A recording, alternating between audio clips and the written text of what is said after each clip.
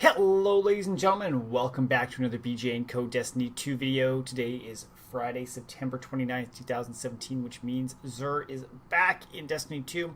So we're going to show you guys where you can find him if you are having some troubles, though Bungie's made it pretty easy this time. But then we're going to talk a little bit about what he has got for us this week and see if there's anything worth picking up for you. So we are over on Isle this week. Xur has been showing up where the same flashpoint is for the week, so it makes it kind of simple and easy to see where he's going.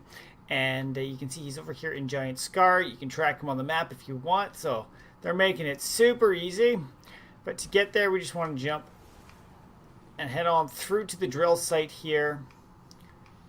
Hang a bit of a left. And then he's up, over here. There's a little bit of a cave in the back that we can head on into. And we'll take a look. Take a look at what he has right here. So expecting 4 exotics. That's what he's been bringing so far. It'll be interesting to see when it changes things up. But first things first, we have the Riskrunner Submachine Gun. It's an arc submachine gun. And what we have here, the main perk is our arc conductor. So when taking arc damage, this weapon becomes more powerful and resists incoming arc damage. Kills extend the time for this overcharged state.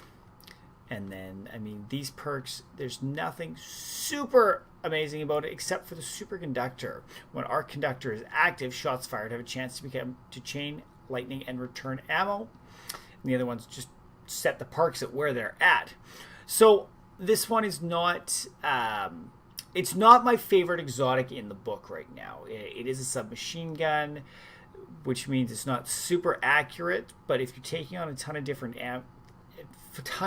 enemies at the same time, especially if it's going to be arc things coming in, then it can be fantastic with the this one over here where you get the chain lightning, plus the fact that you're resisting a little bit of the arc damage. So I can definitely see it having its spot in the Nightfalls and stuff that are heavy on arc damage. But as a whole, I feel like you can get better exotics that will give you more consistent damage output throughout than a submachine gun. Whether you're picking up and holding the Merciless for something like a quick boss kill, or some of the solid primaries like your Mida that, I mean, seems to be a go-to for a lot of people. But that is our weapon. For the Hunter, we have our Mechaneer's Tricksleeves, and these are sitting in a mobility of 3, so good for the Hunter. Keep that mobility going on. And the main perk here is our spring-loaded mounting, and this increases sidearm ready and reload speed. We can switch between mobility and resilience if we want with this. And our perk this week is the acceleration mod, which is increases your arm's mobility, allowing you to move faster. That's interesting. So I mean, you basically should switch to resilience because you're already getting even more mobility out of it. That's, wow, lots of mobility going on there. As a whole, my opinion on this one is that it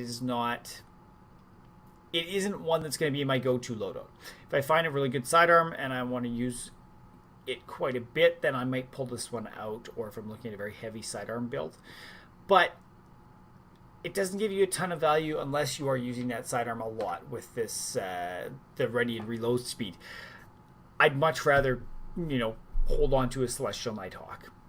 You're going into PvP, the Foe Tracer from last week would be a solid pickup, or even the Radiant Flux that gives you the additional arc staff. I mean, there's so many more things that give you a longer and more benefit across your more powerful abilities.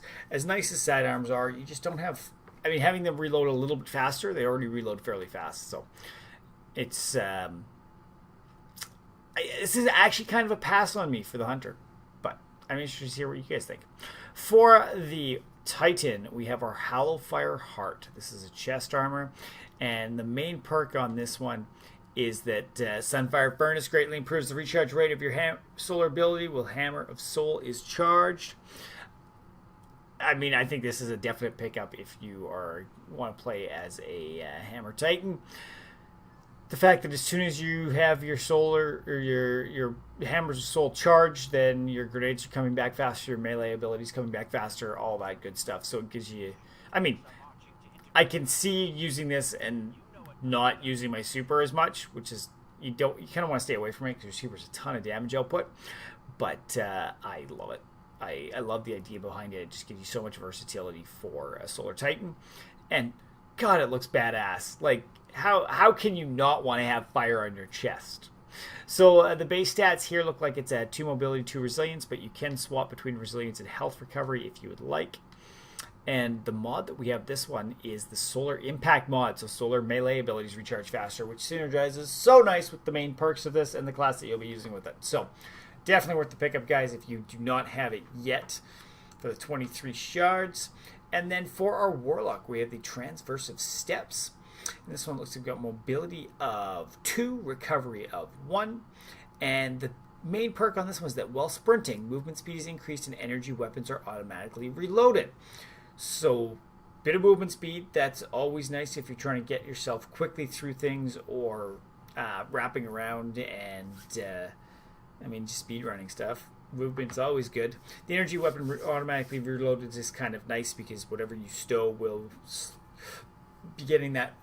Well, so, your energy weapon will slowly come back for you. So you fire off all the shots on it, swap to something else, come back, and you'll have some more ammo sitting in it. Save some reload time if you're really trying to be efficient with everything. It's a neat perk. It's fun to play with, but another one of those that, I'd rather run some Sunbracers, even though we're going to see so many of those if we know how Bungie's going to do this. Sunbreakers all over again. But it definitely has, situationally, it's got some good things in there. If you want to have that extra bit of mobility going on, and or if you're getting into tight spots with a high reload time on an energy weapon, definitely see that this can have some space in that. We can swap between our mobility and resilience here. And it's just a self-repairing mod on the legs, so the increases the armor's recovering, allowing you to recover health faster, which is always nice. I mean, getting that health back quicker is good, and Warlock is kind of one of those that it has a lot of recovery built into the kit, so it doesn't surprise me if this one comes into it as well. So that is what we've got this week, guys, across the board from Xur. As always, I love to hear down below what you guys are picking up and what you think of the stuff that is here.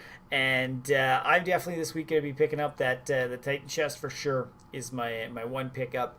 I already do have the Transversive Steps and the Riskrunner, so I'm not itching to get them. And I have everything but that one, to be honest. So that's the only one I'm going to be picking up, and it's the only one that's really standing out to me as a solid exotic that he's selling. But, I mean, they all are exotics. If you're like me, you want to collect things, pick them up if you got the shards. Feels good to have them. But, yeah, so, as always, guys, smash that like button if you found this helpful, and throw your comments down below so we can get the discussion going. There's also going to be a straw poll in the description, so show us what you are picking up this week. It's always neat to see where that disparity is, what's the most popular items. Last week, let me just pull up my data. Last week, the most popular was the Ward of Coil, 33.96% of you guys picked that up. Full Tracer was close with 17 votes for 32.8%. Bracers were a little bit lower at the 20.7 with 11 votes, and the ACDO Feedback was the lowest. Poor Titans with 13.21% with only 7 votes, but not super surprising. It was the two things that you can't get through the storyline that were definitely most popular last week. So, throw in the straw poll down below. Thanks for watching as always. Check out our website if you want to see where we have a better presence, bj&co.ca. We'll see you guys all next week. Thanks for watching. Bye.